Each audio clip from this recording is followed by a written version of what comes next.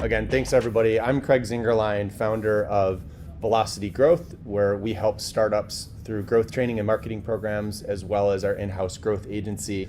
I've got a fantastic panel of entrepreneurs here today, all of whom have brought companies to scale and beyond. So we should have a really great discussion today. The theme is around startup acceleration and some of the fundamentals of accelerating startup growth. And this is a area of interest that doesn't get as much exposure to things like, for example, fundraising or even just getting started. We're going to talk about the kind of linear sequences and things that you need to think about as you're growing your startup at all the different iterations of it. And I'm sure we'll hear some great stories from these founders here as we go. So without further ado, I'm going to make some really quick intros, and then I'll have the panelists also provide their quick context and story. So we're joined by Eden Fulgo, who's the CEO of Mobot.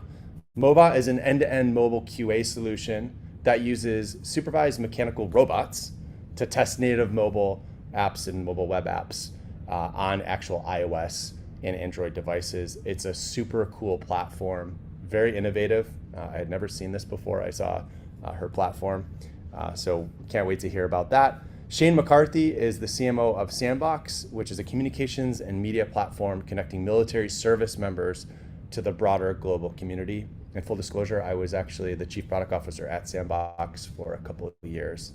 Fantastic company. Chris Hertz is an advisor and investor and the former founder and CEO of New Signature, acquired by Cognizant.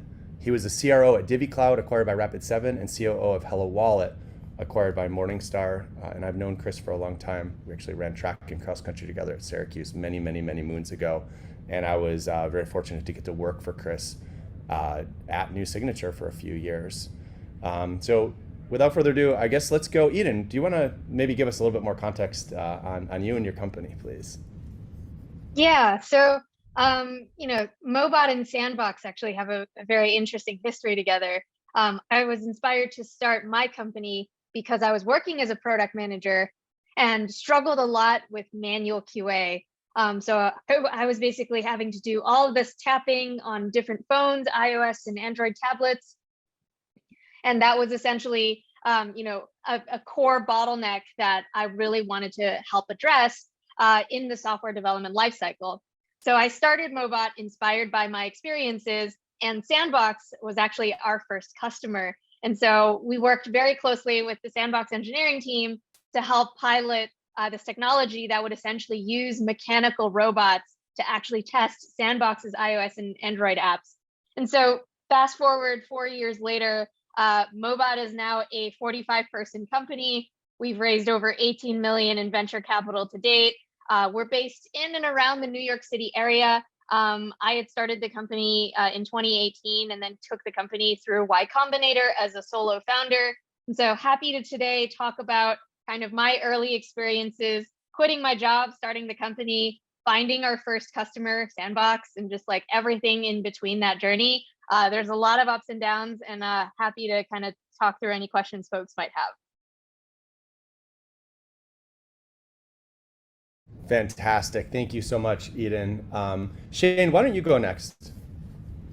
Awesome. Yeah, perfect segue with Eden. And that's why the Sandbox apps have like 99.99% crash-free rate. It's from Eden's robot team over there. So Sandbox, we launched in 2014, iOS and Android app, helping members of the military stay connected and become mentally, physically, and spiritually prepped for their military training. We've 6 million users across the platforms, and we just closed out our Series A in November of last year. I think we have about 80 people now, contractors and full-time employees, kind of everywhere from Guam to Germany. Half the team are veterans and military spouses, and trying to solve a lot of these pain points that affect military families and service members in particular. So I run our marketing, product, and sales teams, and we're kind of focused on continuing to solve these friction points for our customers. Fantastic, thank you, Shane. And Chris. Yeah, hi, Chris Hertz. I've started or helped start more than half a dozen companies, 3 successful exits, creating about $500 million in shareholder returns. Started my first company in the late 90s, rode the dot-com boom and bust, and have had the great fortune to start, a lot of different companies in different arenas, so B2C, but mostly B2B, in a variety of things. And now spend my days advising other growth companies, advising CEOs and CXOs. Okay, awesome. Thank you all for fantastic bios and some incredible success already. Eden, you had mentioned quitting your job to start Mobot. I'd love to just go around. How did you all know when it was time to start the company? And maybe Eden, I mean, you gave us some context, but maybe let's get a little bit more. Like, how did you actually know it was time? Do you remember the day? Yeah, I remember when I first came up with the idea for Mobot, I think I was like taking a shower late at night because I was like, okay, I'm going to take a break. And then I have a whole bunch of manual QA I need to do afterwards. So I was like, let me just go take a shower, clear my head. And then I came up with the idea for Mobot in the shower. And I remember coming out and telling my wife, like, oh my God, I just had this idea where we're going to use robots to deliver a testing service for testing iOS and Android apps. And she's like, okay, that's nice. Cause I have one of these startup ideas at least once a month. And she's like, if you're really sure about this one, how about you sleep on it and you think about it for a few weeks? And if you're still obsessed with it in like a month, let's talk. And so this was an idea I just couldn't stop thinking about. I mean, it's true. I do have a ton of ideas and then they are fleeting. And many of them, I come up with some reason why I shouldn't start the company, or, I change my mind or my interests change. But the thing about this one was just, it was so pervasive, right? I had to do so much QA in my day job that I couldn't stop thinking about this. And the more that I talked to other engineers, other peers at other companies, product managers, QA people, the more that I realized they were also struggling universally with the same challenge. And so I think that's what really made this idea stand out from all the other crazy startup ideas I had. Was I got a lot more validation. And I also think that this was just one of those things that was more in my face because I was dealing with it every day in my own job. Such an awesome story. Chris, how about you? What was the seed for New Signature? Oh, well, actually, interestingly enough, I had been part of a startup previous to that called Public Sector Media, where myself and David Giverotny, who co-founded New Signature, were working, and we had helped found that business. The CEO and primary founder decided to shut it down, and so out of the ashes of that, we said, well, why don't we go and do something else? I mean, I've never worked for a big company. I've only ever done startups. So it was, if I wasn't actively doing something with another startup, I was going to start my own thing. And so we started that in 2003 and sold that business in 2015. So it was a 12-year journey. In that case, we bootstrapped it. We only leveraged free cash flow and debt. That business later sold for $300 million to Cognizant. But in other cases, we've raised money. So most recently with Divvy Cloud, for example, we raised $30 million before selling that to Rapid7. So it's a mix of both bootstrapping and leveraging debt versus raising venture capital. Just depends on the scenario you're using. Awesome, thank you. And Shane, how about you? Tell us about the very, very early days of Sandbox. Well, I was working as a software engineer in a past life. We were working on large insurance software implementations, not the kind of coolest or trendiest of work, particularly in something that's highly regulated. But head of engineering at that company left and moved over to Sandbox. Swami, who some of you guys may know. And I went and spent the weekend with him down in Connecticut, and we're just talking through some of the problems that they were facing. And I was like, hey, this is like pretty interesting. I'd been already starting to move on to the sales, marketing, kind of product side of the house at the current insurance company. And I was like, this seems a lot more exciting. It's based in the military space. It's a cool, trendy startup. Like, let's go do it. Probably, maybe unlike, Chris or Eden, I probably didn't fully understand what I was getting myself into. Sort of threw myself into it and then sort of hoped for the best. But it's obviously it's worked out so far. But yeah, I think there was a certain amount of maybe just ignorance and naivety in terms of getting involved. But it was, I think it was that opportunity for learning that was like what was most exciting for me. Yeah, I think that's a really key driver of why entrepreneurs do these crazy things, right? Is that curiosity and needing to solve some kind of problem. I want to move on to another topic here, and this is we talk a lot about kind of company formation and getting to scale, but even before that, what are some of the things that founders need to think about foundationally, like at the base level, when they're thinking about getting their company to a point where it's ready to grow? And I'd say maybe let's each pick one. Do you focus on the team? Do you focus on the problem? Do you focus on the solution? Do you focus on the product? How do you think about all of the above? Tell us more.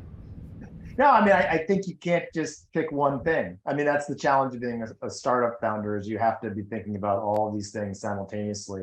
And certainly, in my opinion, the most, like, you have to be nimble and agile. You have to conserve this limited capital you have in those early days to find that product market fit that you can then start to take to the market more aggressively.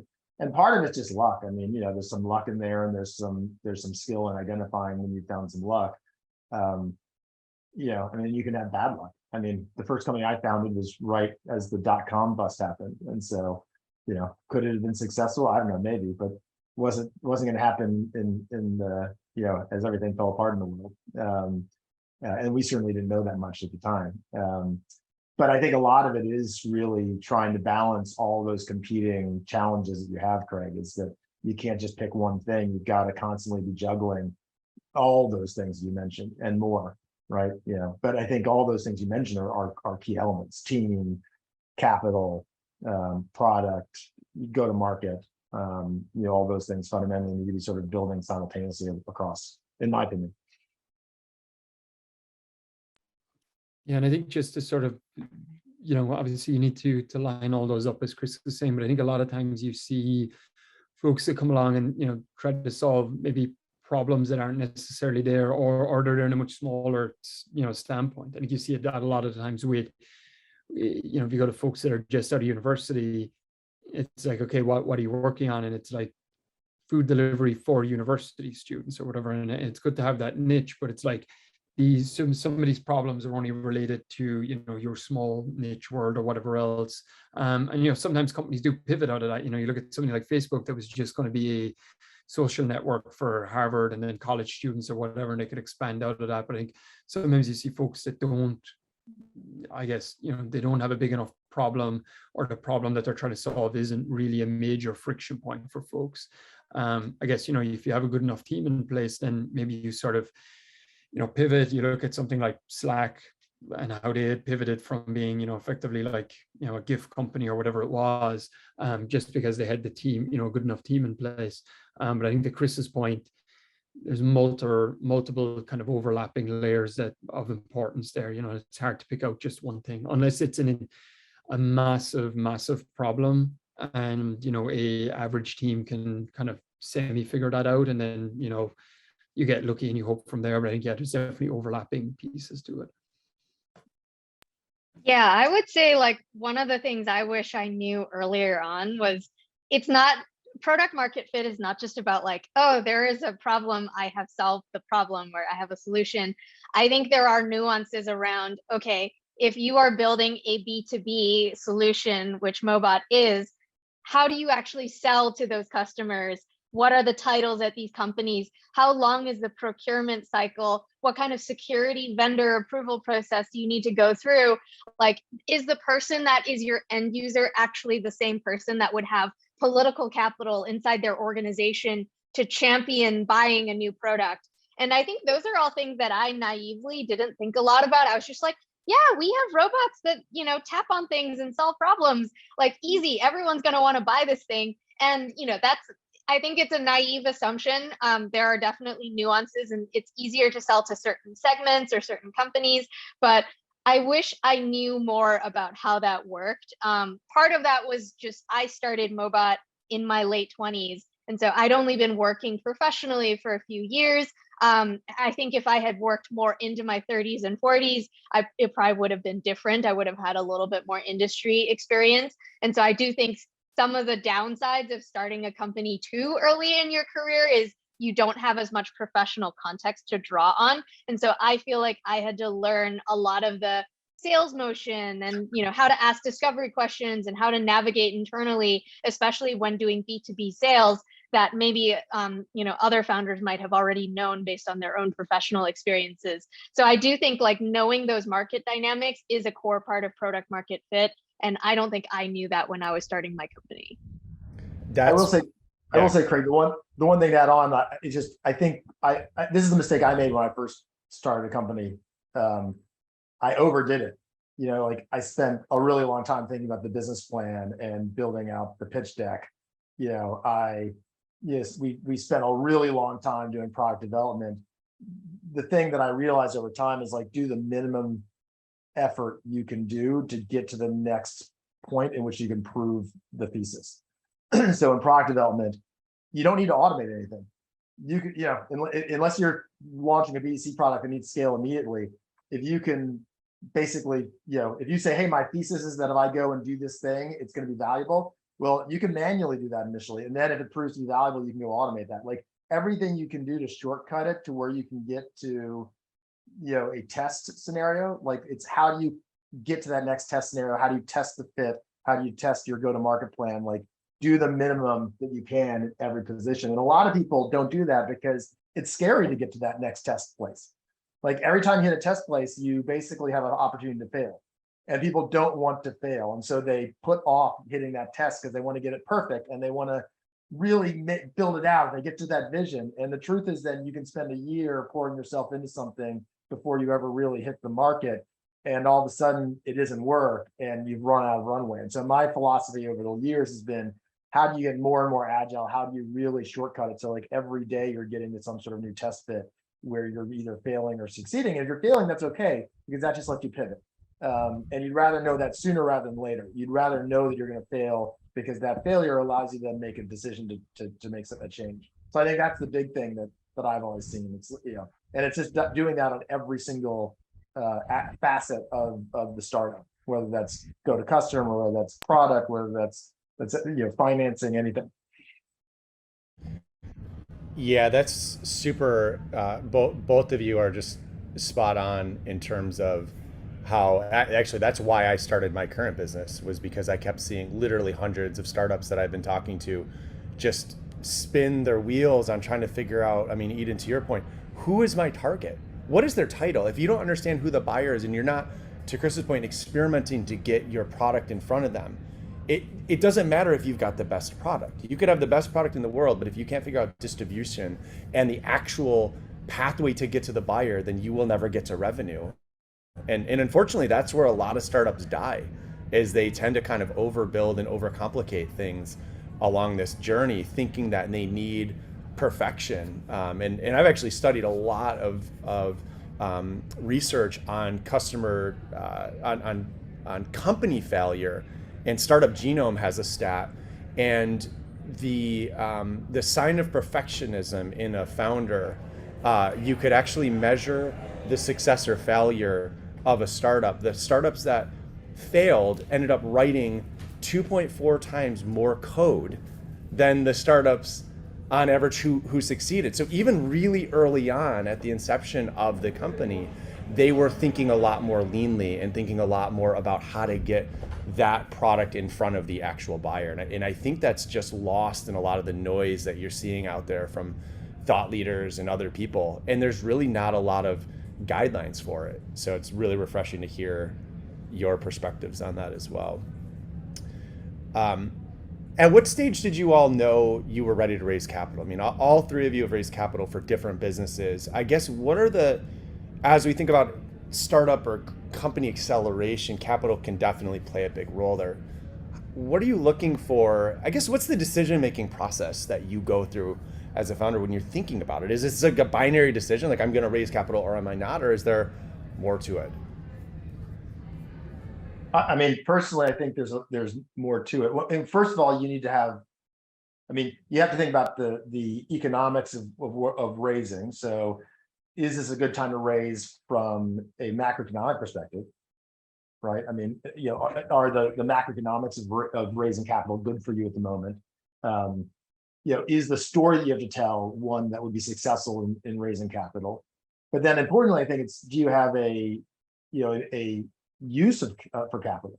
I mean, that's really the most important function. I mean, you know, if you don't have a really good use of capital, like a new signature, Craig, you know, we didn't raise capital really, you know, until very late stage, largely because we had free cash flow that was sufficient and we could take debt on, which in a way is raising capital. But we didn't have a mechanism which, if we had raised a big slug of capital, that we would have deployed that capital in an efficient mechanism.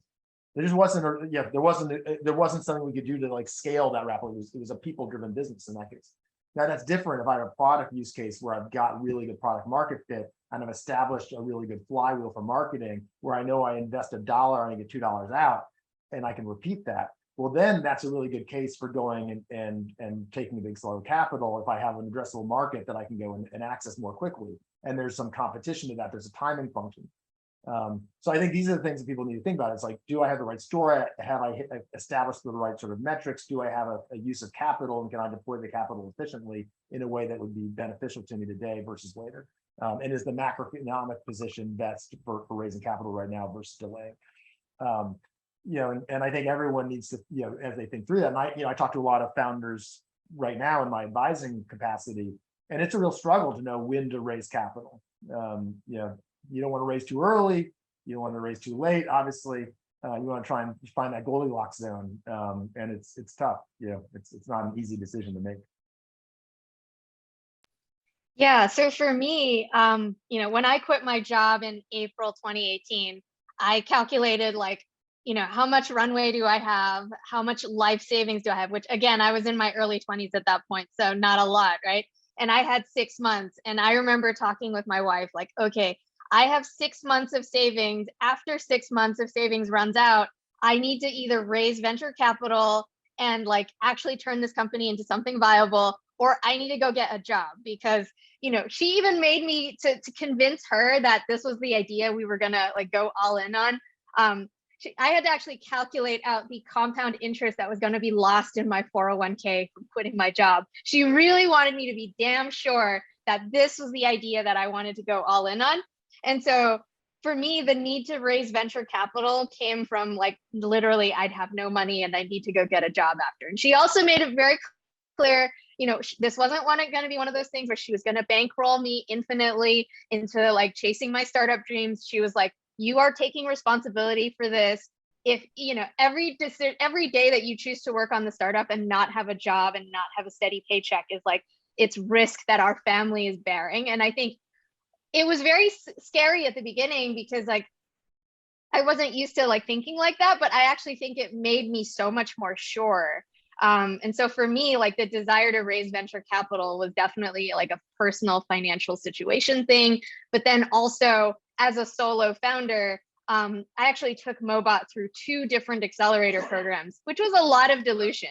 But I think about it where, yeah, I didn't have co-founders, but I needed a lot of extra support to kind of like get the company off the ground. So, you know, I went through a B2B focused startup accelerator that basically taught me how to do sales and, you know, how to do customer discovery and set a lot of that stuff up. And then after graduating from that program, we went through Y Combinator. And so that kind of taught me how to raise the seed round and do fundraising. And so I sort of like every step of the way, just like applied for different startup programs and opportunities that would teach me a new skill so that I could take that next step in building the company. But yeah, a lot of like the desire for venture capital. I knew nothing about raising. I knew nothing about dilution and cap tables and interest rates on convertible notes and what is the difference between a convertible note and a safe. Like I kind of learned all of that on the fly as I was getting the term sheet, and then struggling to Google like what all the different terms meant and you know, option pools and things like that. And so I think like, yeah, don't stress too much about learning everything, kind of just take it a step at a time. Yeah, and for everyone freaking out at the like 20 different terms that Eden just used there, I think venture deals by like Brad Field is like probably one of the gold standards on book on a lot of these sort of topics, and sort of walking you through around what a lot of them mean and kind of stopping yourself from getting in too much trouble too early. But I think the one thing that I would have in my head is going back to one of Chris's earlier points on like what's the very, very like minimum viable product. And I think there's different people see minimal viable products in various ways. You've like the engineering sense, which is like what is the most basic product that we can use, we can get any data back from. Whereas I think sometimes sales and marketing folks have MVP mindset of like, well, it has to have at least 5 or 6 bells and whistles or else I can't sell it. But it's like, what can we start getting some data back on? And there's different products in different industries that allow you to, you might need additional fundraising, for the likes of Eden, if it was a let's just call it like something in the pharmaceutical space, something that had to go through 24 months of FDA approval before she was allowed to have one of the robots touch it, then maybe maybe then she would have had to raise money a lot earlier, or go in and partner with someone else. Similarly with us at Sandbox, 8-9 years ago when we first started, like app development was a lot more expensive. So it was like, right, we can either raise a small bit more money now and bring on some engineers and move a lot quicker, or we can wait a while and do this ourselves and kind of bootstrap it. And it was just that constant balance plus that cost of equity in terms of like how much would we have to give away, or to Eden's point, maybe it was a cost of equity plus some kind of interest rate rider that was attached onto equity or whatever else you're kind of seeing more and more of in sort of deals these days. So I think, it's just really that balancing act. I don't think there's any real black and white solution to it. That's really, really great. I shared the link to Venture Deals in chat. I would recommend every founder read it. If you need some very boring material that's going to put you to sleep before bed, I would recommend it. It's so technical, but if you're going to raise money at any point, or if you're interested in the VC space or you want to become an investor, it's a great book because it really does kind of open up all of the hidden meanings and things like that behind all of these things that you hear about in the startup space. So it'll make you a much better operator in terms of understanding what you're getting yourself into. When we think about company acceleration around growth, so let's say you're ready to hit the gas, right? What are the milestones that you all tend to think of? Like, does it happen organically and you get to a point and you're like, okay, well now I'm ready to hit the gas, like these things are working, or is there an actual set of milestones that we should look for or benchmarks that we can look at when we can help make that decision around, okay, I'm ready to really move a little bit faster? I mean, I think the first thing is you have to have telemetry into your business. I mean, I think that the thing that I see repeatedly on companies that have raised capital and then failed, it's often because they raised capital without really having any telemetry. So in other words, they couldn't see the impact of the investment. And that might be on the product side in terms of being able to understand the economics of product development, right? But more often it's that they've raised money to apply to go to market, and they don't have the ability to track lead generation, the conversion of leads into MQLs, the conversion of MQLs into SQLs, the conversion of SQLs into the sales pipeline, and the maturation of that into won opportunities, and then into customer success and the customer life span. And because of that, because they don't have telemetry, they often just have either no or bad information about what their business is doing. And they take a bunch of money and they throw it against a bunch of different things, and they can't tell which are the ones that are returning on investment and what that rate of return is, and which are the ones that aren't. And if you're just throwing money blindly, at the end, you've probably wasted a lot of that money and you don't have a lot to gain from it. And you see this over and over and over. And so the first thing I say to any startup that I'm talking to is put in place the people, systems, and processes that allow you to have that kind of telemetry that can allow, and this doesn't have to cost a lot of money, right? I mean, you can do this with low cost tools like HubSpot. They've got great, sort of marketing, sales automation tools that allow you to do tracking. I won't say it's the best ever, but you can make it happen in HubSpot, and it doesn't take a lot of complexity. This is a few days of work typically, right? Just to lay down the process, but it requires process. It requires the right people, it requires the right systems, and requires a almost religious tracking of data. And if you have that telemetry to begin with, you now can understand return on investment, rate of return, and you can measure between sources and between strategies, and you can then determine if you're ready to drive dollars into stuff, and then which of those things are the winners and which are the losers. You kill the losers off, you double down on the winners, and you have yourself a pretty good chance of success. But most companies don't do that, and so they raise capital and they squander it, and then they're in a really tough spot where they're either not going to raise again because they haven't been able to prove out, or they're going to do they might even be in a down round where if they're going to raise capital, it's at a reduction off of what they previously raised, because now they're a year in or 18 months in, and instead of having this nice growth curve, they've just sort of stagnated, and everyone's looking, going, well, what's wrong, right? And so that's my philosophy, is that it all starts with telemetry. I would agree with that. I think I used to just blindly think that, oh, as long as there was customer growth, it's fine, everything's going to work itself out, which is partially true. But I do think that the customer growth has to be at a reasonable customer acquisition cost. You have to have a reasonable net revenue retention. Like, customers have to stick around. You have to know how you got them. And like, all of that does actually matter. It's not just your raw customer count going up. And I think part of this was like, I came at this from a product focused lens. I didn't go to business school. I didn't have a lot of business experience. So I feel like I had to learn a lot of those terms and mechanics from scratch, which was very helpful. But yes, I think if I could go back and sort of do my startup journey all over again, I wish I learned and understood some of those things. And it's never too early to have metrics and telemetry.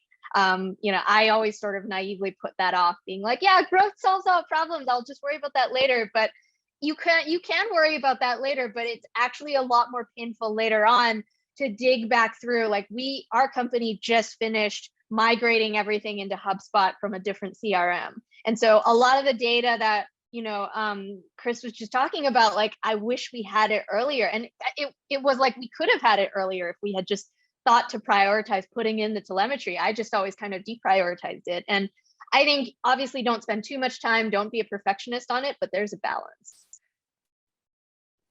Yeah, there's definitely like sort of, probably the 20% gets you 80% of the way there. I know that we started working on that pretty early, around like, okay, what are some of the dashboards that we're going to have? What are sort of 4 or 5 of the key indicators? And I don't think it really matters in terms of like, which ones you really want to focus on. Obviously, there's like, the revenue, the, attrition, stuff like that comes up, but it's more like, what are the ones that you and your, whether it's co-founders or management team or whatever, are looking at on a day-to-day basis? And then what are some of the leading indicators and trailing indicators?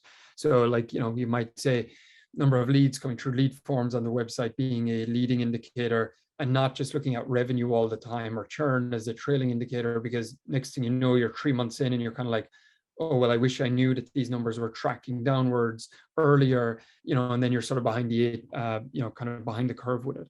And then the other thing, the ability to have some of those dashboards. I remember when we were going out raising our seed round, and, we were using Firebase, and then, off of Firebase, you can use Data Studio to have some cool dashboards set up pretty easily.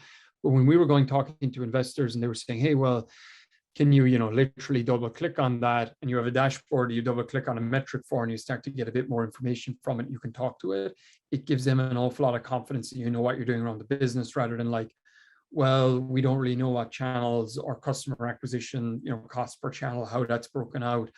And like, if you don't know some of that stuff, then it's going to just decrease confidence in them. But having it all there, the click of a button, helps day to day, as well as from a day-to-day decision making, as well as when talking to investors or other stakeholders. Yeah, that's all really, really great input from all of you. Thank you. I think one of the big themes that I just took away from hearing each of you with very different companies is that founders really do need to think about both the kind of the data set up around their metrics, and also understand those metrics that actually are most important and matter. I mean, Eden, you had mentioned net revenue retention. I would guess that not everybody on this call knows what that is. So go look up what that is, right? Or gross revenue retention, or how to build a cohort report. I mean, these are things that when you're working at a company or you're not the founder, maybe you're not really thinking about it. But it's these types of details that really matter because they give you the true signal of what's actually working or what's not working in your business. It's very, very easy to get distracted and look at things like your LinkedIn count or your Twitter followers or the number of retweets that you get, but often those things don't actually move the needle on your business. It probably comes down to a revenue goal, some kind of acquisition goal. And hearing it from these founders, I mean, they focused on that pretty darn early and built the hooks so that they could both measure and track that as well as report on that. And I think that's one of the characteristics. It's one of the reasons why they're all here is that characteristic is common in startups that end up succeeding and doing really well. So pay attention to those things, and it's likely that you have one or two, maybe three main metrics within your business that you really, really have to take seriously that are the most important. And then a lot of the rest is kind of fluff. I mean, what's the panel think?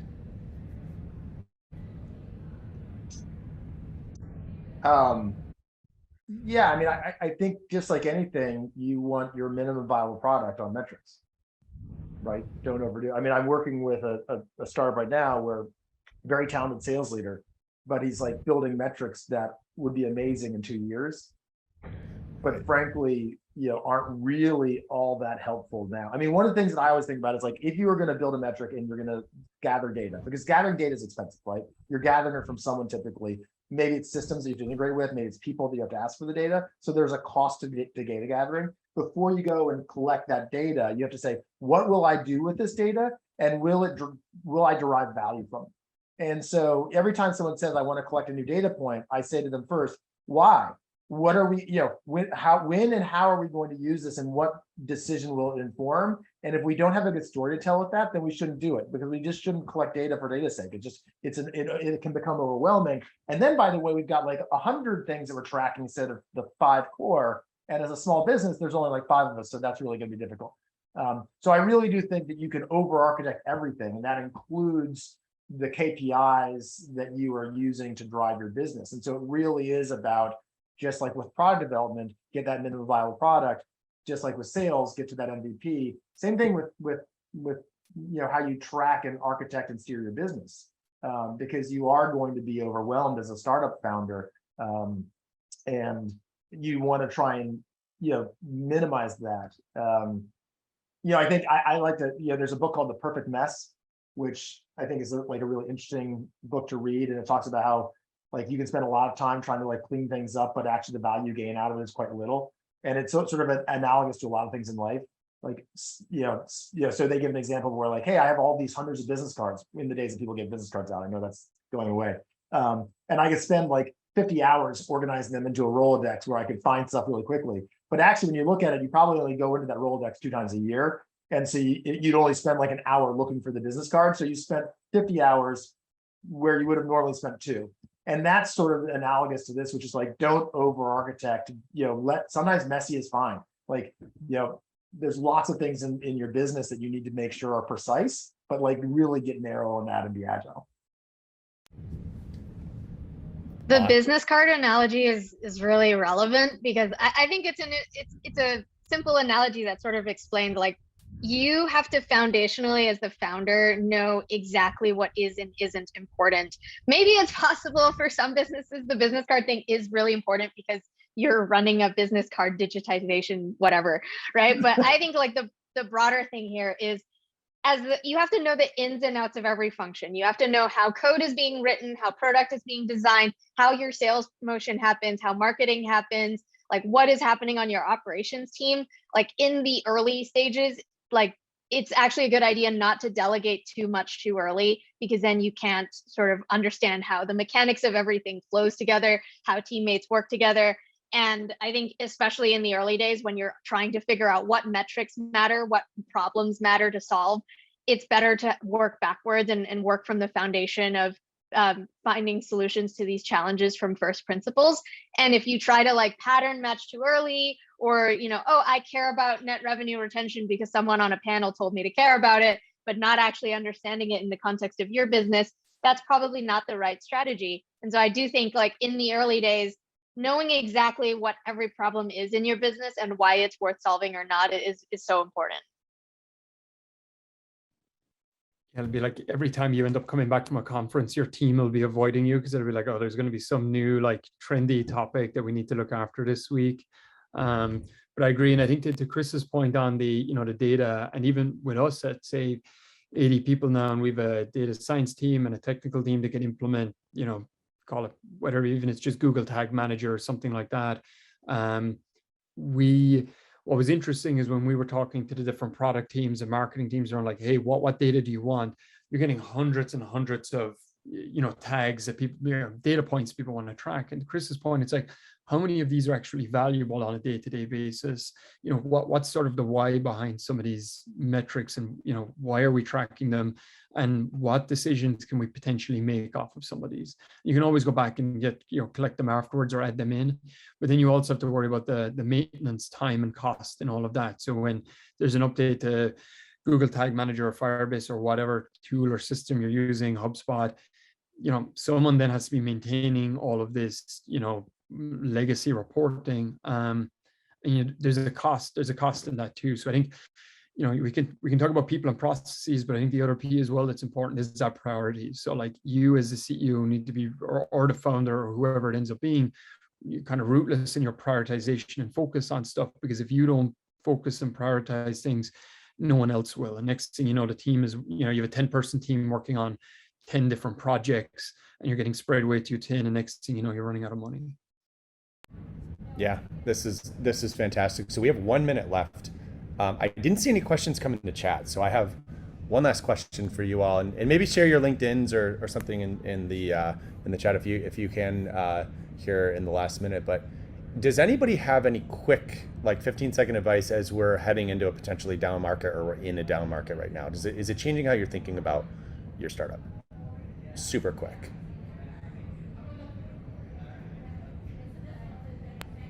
All right. I think, yeah, sorry. I would say for me right now, like, we're definitely trying to be very thoughtful about burn and runway. I think a lot of our investors are advising us to have, 18 to 24 months of runway. And so, if it's an opportunity, if this is a good time because your business has some good metrics, might be worth, just like doing a little bit of additional fundraising, if you're in a position to do that. But I would also say, like, the other thing is, if you're in a type of business where people are going to need your thing even in a recession, I think there are ways to sort of like reinforce your business model or your pricing model to kind of make sure that you are a counter-cyclical business. And so being open to pivoting, one of the things that we're exploring at Mobot right now is maybe annual contracts are really scary in a recession. Maybe we need to pivot and sort of have 3-month periods or 6-month periods in our pricing model. So just like, don't be tied to the way that you were doing things, when it wasn't a recession, and just like encourage a culture of iteration, with your team, and not just you, but I think, serving as an example of that can be very important. And just being open-minded, but also just, I think reinforcing to everyone that as long as you guys have resources and are iterating together, you'll likely find a way to make it out of this. And the recession, I think the fear of the recession has been worse than the actual impending recession so far, but I might eat my words later. So, well, I think we're out of time. This was fantastic. That 45 minutes went by in a blink. So thank you so much, Eden, Chris, Shane, everybody for attending. I think there'll be a recording of this, so we'll share that out if we can. And if anybody has any questions, we've all shared our LinkedIn's. Feel free to reach out, use this as a resource, and have a great rest of your day at DC Startup Week. Thank you so much, everybody. Goodbye.